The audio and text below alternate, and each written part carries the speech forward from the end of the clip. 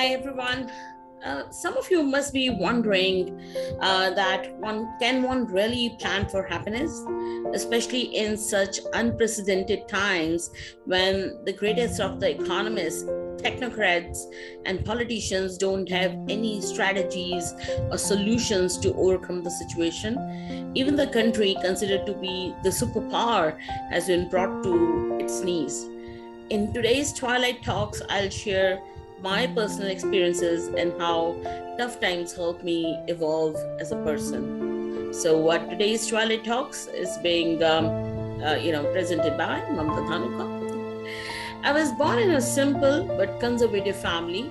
Girl education was frowned upon, let alone sports and extracurricular activities. I was a sickly and ugly child, but even in my childhood, I used to remain happy by creating and finding happiness.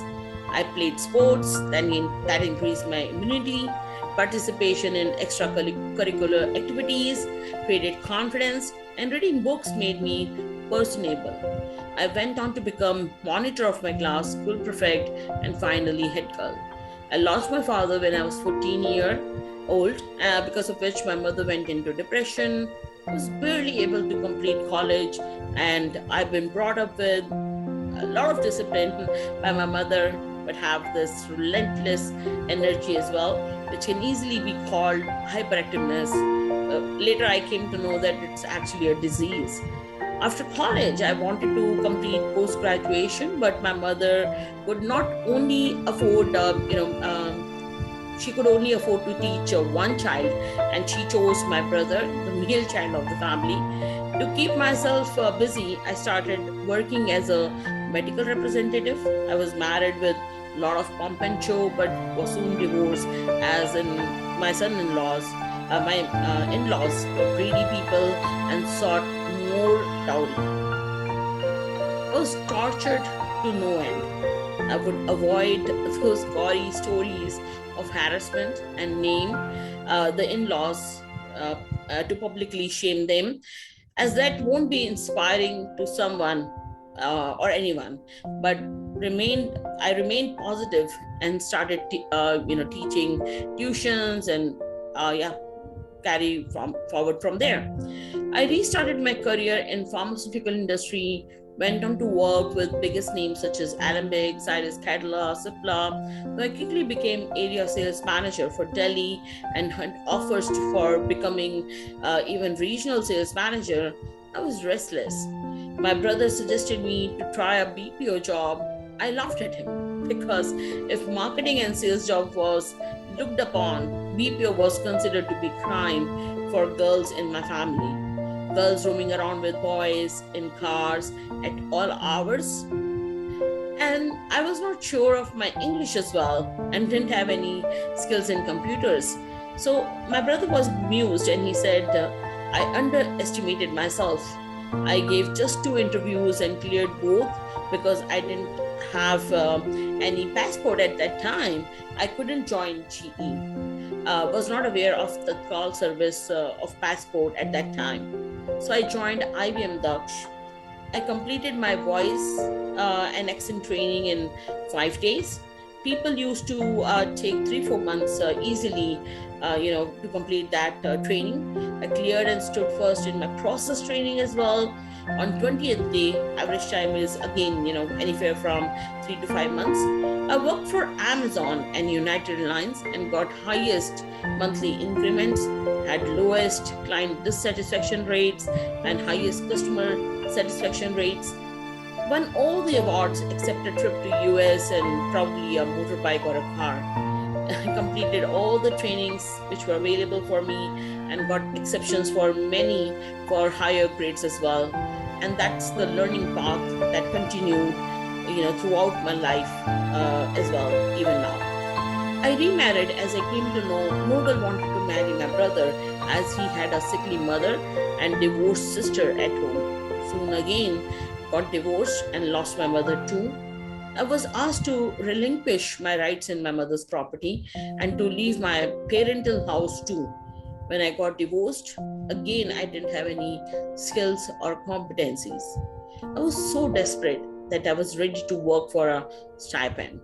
I was hired as a customer care executive, but I enrolled myself to a distance learning MBA program. I completed my 2 years MBA in 1 year and got A plus grade. From then on, I got promotion almost each year, great increments too. Got Best PM award in my first year at one of my companies, and recently Silent Hero award as well. I was considered for the position of customer advocate in one of my organizations for my customer comes first uh, belief. And now own a house in Gurgaon. I hardly have any loan. I have all the luxuries of life by God's grace, and I'm living a dream life. Usually, with steady life, people are not able to achieve, which I was able to achieve with God's grace. The only reason I believe is because I planned for happiness. I decided I will strive to remain happy no matter what. Happiness is a state of mind. I am happy because I want to be happy. My happiness depends on me and not outside factors. I created vision boards, as you don't stumble upon happiness.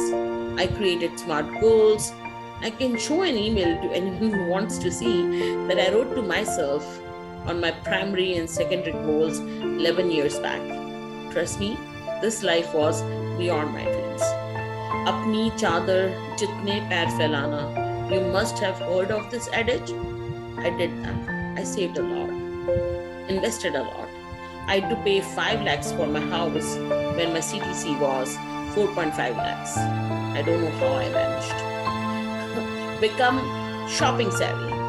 From purchase of provisions, biggest packing size, to purchasing fruits and vegetables from wholesalers, that's brands in clothes and shoes, but during sale. Creating support system, as I had lost both my parents, I consciously created and cultivated a support system both professionally and personally. Their guidance, support, and motivation helped me in good stead in tough times. Learning. Unfortunately, was not able to complete my certified business analyst professional course or project management professional certification. Probably my promotions were too fast, or maybe I didn't know how to balance work with life, or maybe in office I didn't learn how to say no.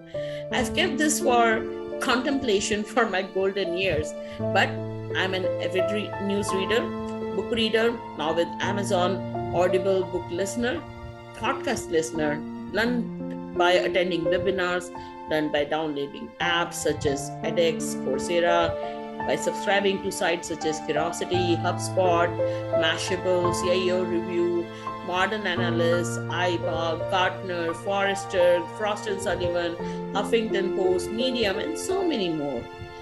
Only naming all of them because it's really, really important that we continue our learning, and learning can be done by free resources as well.